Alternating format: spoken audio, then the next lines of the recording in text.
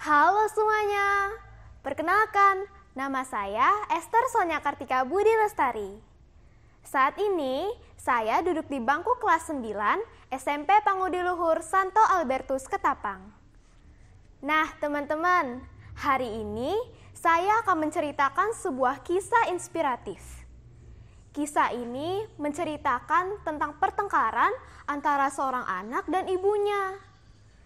Judul dari kisah yang akan saya ceritakan yaitu Ibu dan Anaknya. Oleh karena itu, selamat mendengarkan dan selamat menikmati cerita yang akan saya bawakan. Pada suatu hari, ada seorang anak yang bertengkar dengan ibunya. Pertengkaran itu terjadi ketika sang ibu hendak memberi nasihat kepada anaknya. Namun, alih-alih mendengarkan nasihat dari sang ibu, sang anak malah merasa terganggu. Hingga pada akhirnya terjadilah pertengkaran di antara keduanya.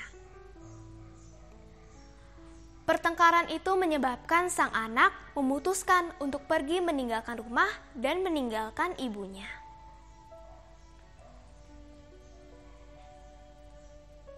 Pada saat itu, cuaca begitu panas. Sang anak yang sudah berjalan cukup jauh memutuskan untuk berteduh di bawah pohon yang cukup rindang. Di dekat pohon itu ada sebuah kedai mie ayam. Sang anak yang perutnya sudah mulai merasa lapar memutuskan untuk membeli semangkuk mie ayam di kedai itu. Namun, ketika ia hendak membeli semangkuk mie ayam itu, ia baru tersadar bahwa ternyata ia tidak membawa uang sepeser pun. Akhirnya, anak itu hanya dapat memandangi kedai mie ayam itu sambil sesekali mengusap-ngusap perutnya yang lapar. Tanpa disadari, ada seorang ibu pemilik kedai yang terus memperhatikan anak itu. Sang ibu pun datang mendekati anak itu. Ia pun berkata, "Nak, ibu perhatikan dari tadi sepertinya kamu terus memandangi ke kedai ibu. Apakah kamu lapar? Apakah kamu ingin makan semangkuk mie ayam di kedai ibu?"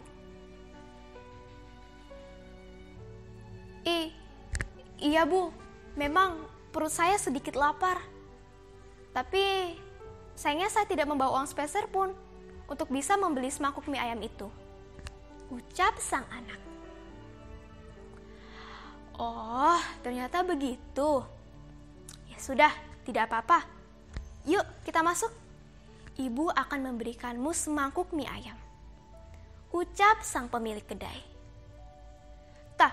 Tapi bu, saya kan tidak membawa uang. Bagaimana saya bisa membayar semangkuk mie ayam itu? Tanya sang anak. Sudahlah, kamu tidak perlu khawatir. Ibu memberikannya secara gratis kepadamu. Nah, ayo kita masuk. Anak itu pun masuk ke dalam kedai mie ayam itu. Lalu di sana, ia disuguhkan dengan semangkuk mie ayam yang begitu lezat. Anak itu pun memakan semangkuk mie ayam itu dengan sangat lahap. Namun tiba-tiba, anak itu mulai meneteskan air mata.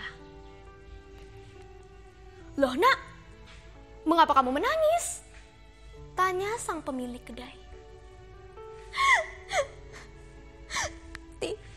Tidak apa-apa bu, hanya saja saya begitu terharu dengan kebaikan yang ibu berikan. Ibu yang bukan siapa-siapanya saya saja rela memberi semangkuk mie ayam ini kepada saya. Sementara ibu kandung saya sendiri, hari ini kami berdua baru saja bertengkar dan beliau membiarkan saya pergi begitu saja.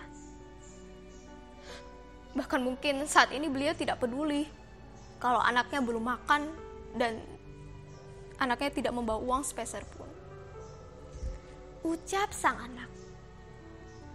Mendengar perkataan dari anak itu, sang pemilik kedai terdiam sejenak. Kemudian ia menghela nafas, mendekati anak itu sambil mengusap-ngusap pundaknya, lalu berkata, "Nak, mengapa kamu berkata demikian?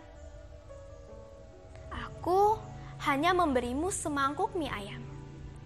Tapi kamu sudah mengatakan bahwa aku sangat baik, tidak seperti ibumu. Coba sekarang kamu renungkan. Aku hanya memberimu semangkuk mie ayam saja, tetapi ibumu setiap hari ia memasakkan kamu nasi, berbagai sayur mayur, dan juga lauk pauk. Dan ia memberikannya kepadamu secara gratis dari saat kamu kecil hingga saat ini. Tapi mengapa malah justru aku yang kamu bilang sangat baik? Nak, aku hanya memberimu semangkuk mie ayam. Tetapi ibumu lah yang sudah melahirkanmu, membesarkanmu, merawatmu, dan bahkan ia tidak segan untuk mengorbankan seluruh jiwa dan raganya hanya untuk dirimu. Saya rasa orang yang pantas dikatakan sangat baik adalah ibumu. Sekarang, pulanglah nak, dan minta maaflah kepada beliau. Mungkin saat ini beliau juga sangat mencemaskanmu," ucap sang pemilik kedai. Sang anak yang mendengar ucapan sang pemilik kedai pun terdiam sejenak. Kemudian ia kembali meneteskan air mata.